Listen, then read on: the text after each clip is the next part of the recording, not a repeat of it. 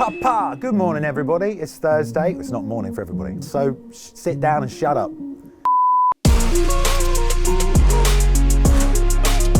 First up, Aljo was over on the RC and DC show, giving a bit of an interview. He says he's feeling fat and happy after the win, and the trolls have finally left him alone. You're panning that camera down a little bit. He just put a plate down. Big boy win 176 2 weeks after the fight. When I'm full belly Aljo, I'm a problem. But for the most part, the perception definitely changed, and people gave me a lot more respect just for winning the belt that way as opposed to the other way. I mean, no one wants to win the belt like that. But it looks like he wants TJ Dillashaw next, so look out for that one. He did remind everyone that he is a cheat, a snake in the grass. People want to see that fight. I mean, his performances haven't looked too great as of late, so I kind of want to ask him what's it like to, you know, be on the sauce and coming off of it, you know? So, I mean, And also this moment when Cody called him out. It's on everything. TJ? Yeah, I'm on everything. They test me every day, so come on, I'm on everything. Funny, you're the one that showed everyone how to do it on Team Alpha Male. his teammates outed him. Yeah, might have ratted on himself and the whole team in the process, though. I wonder if he cheats on his maths homework. Gilly.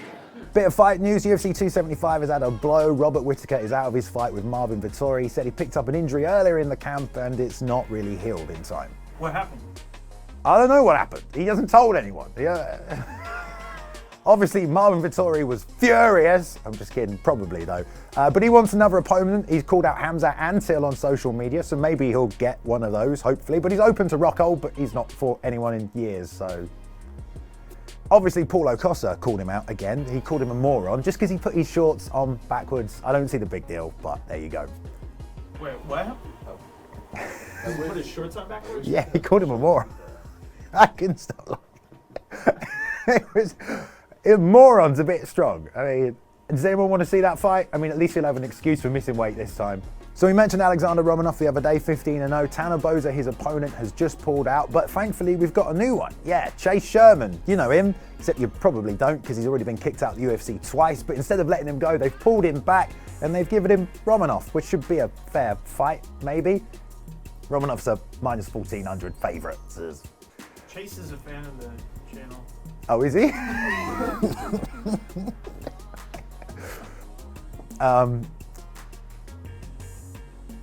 You guys want to hear a rumor? Speaking of announcements, there was a bit of a dubious one this week. Chael Sonnen came out and said that Leon Edwards had been offered his pay and win money to pull out of the Usman fight in favour of Conor McGregor. Now, to be fair, Belal Muhammad did say Usman hurt his hand and he probably wasn't going to make the fight, but Conor? No. I love Conor McGregor. To be fair, Chael did say it was a rumour and he doesn't even give a source, so he's just stirring shit. Leon did respond, he just laughed his head off on social media, so I wouldn't buy into this one. Speaking of the situation at 170, Belal gave an interview with Clutch Points and he kind of covered a few different things. He said he's not surprised about all the hate he's getting. The last 3 guys he fought in the UFC are all nice guys, you know? Yeah, I get a lot of hate. I get a lot of people that tell me I suck, tell me that this guy will kill me, he'll murder me, he'll eat me. In this one, I saw a lot of people were saying, like, I'm just mad, like, you know, he beat Luque like that. They were just kind of hoping you guys would throw down. Like, Obviously, there's the dumb fans that just want you to stand in front of each other and bleed and die and go out there like that. But Did you like the fight on Saturday? With the Belal fight? Yeah, I mean, it wasn't boring, so it's a good fight. Good solid fight, good solid performance. When he was asked, he said the biggest beef he has in the division is with Hamzat and Colby, and according to him, he's got the best resume out of everyone. But when it came to actually Hamzat fighting Colby, he thinks Colby doesn't take that fight. I honestly, I don't think Colby's gonna take that fight. I don't think Colby takes Hamzat. I think Colby's gonna look for an easier matchup. I don't think Colby's gonna fight again this year. So I think that's gonna leave a lot of openings.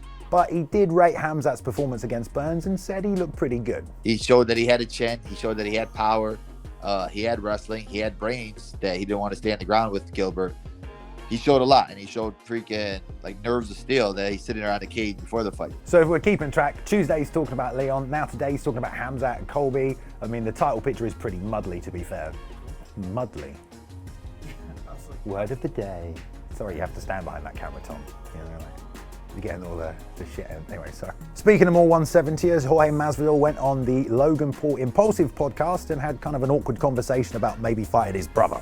He obviously didn't give any details about the Colby encounter. In fact, he's pleading the fifth on that one. Because of some current situations, I'm gonna plead the fifth right now. Which is kind of hard to do after you've already talked about punching him in the face on social media. You talk that shit, you gotta back it up. That's how my city rolls, man. According to him, he's still fucking up people in training, so apparently he's still got it, but he's actually working on his wrestling as well, which is good. He's showing some signs of trying to get better. He mentioned Paddy the Baddie, but he did go on about how we in the UK don't have any wrestling, which, you know, isn't that true, but maybe absent-mindedly even. He really liked Ilia Topuria, so, you know. So he just mentioned Logan, but Jake actually went on ESPN and did an interview with Mark Raimondi, and all he was talking about is how much he wants to fight Bisping. Of course, the guy's only got one eye, and he's probably not going to get licensed anywhere, apart from Alberta, Canada. Your inability currently, Mr. Bisping, to get a fight license, but we're here to provide you that we can actually do that for you. Or an Indian reservation. Or an Indian reservation. Or in the middle of the Atlantic Ocean. Raimondi did ask him about Anderson Silva, which might be an interesting fight, but his manager shut that one down pretty quickly. Just like Tommy, he has a fight coming up. I don't know if you saw that, Mark. That's right. Yeah, because he knows he'll get fucked up. Another person who brought up Paddy the Baddie this week was Guram Kutateladze. Good job. Kutateladze. Fuck. Kutat. He did an interview with frontkick.online, which is a great channel, by the way. You should check him out. If you didn't know, he's also a Georgia, which means he hates Paddy. Yeah, and he's also the guy who spoiled the debut of KSW champion Mateusz Gamrot. I almost fucked that up. I almost fucked that up. If you're wondering where he's been sitting out because he broke 4 ribs, but he says if he's not the one to punish Paddy, then God will. The wrath of God will. Could you just bring it down? What the fuck? Just a little bit. What? Just.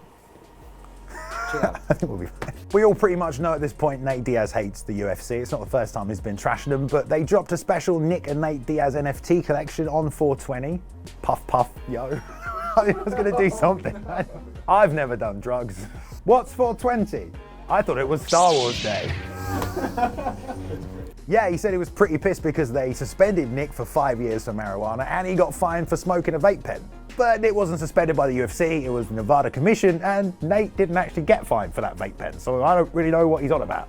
At least not publicly anyway, maybe some stuff happened behind the scenes. It was actually because of Nate they changed the USADA ruling around marijuana, so the force will be with you, always. All that aside though, Nate's never really had a good relationship with the UFC. Remember when Dana White said he wasn't a needle mover? Yeah, then he slapped him in the face.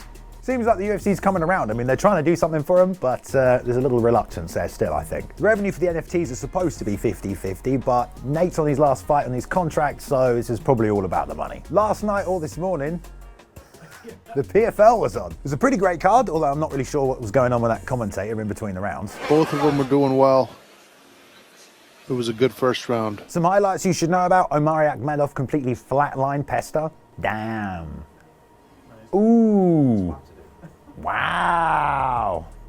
UFC vet Aubin Mercier picked up his 3rd win in the PFL, got a split decision over Schultz. Antonio Carlos Jr. wasted no time, picked up another first round submission. He won the PFL heavyweight tournament last year. And $1 million, let's go. What did he hit him with? His dick. He wrapped him up like a Christmas present. It was a Das choke. It's a fender. A lot of people were excited for the Madge Manfio fight. Madge won the tournament last year. He was doing really well, but he got knocked out in the 3rd round. He was winning that fight as well. The main event was Jeremy Stephens versus Clay Collard. You'll know him because he beat Anthony Pettis in his PFL debut, and most people are calling this fight a Fight of the Year contender. The first 2 rounds were pretty crazy. Things slowed down by the 3rd, but it's definitely one to watch if you missed it. There were some lovely headbutts and ball shots. Like that. It's Johnny Cage. That's everything for the news this week. Thank you very much. We will see you on Tuesday for more Fight Front news. Stay tuned, stay hard. Not like that.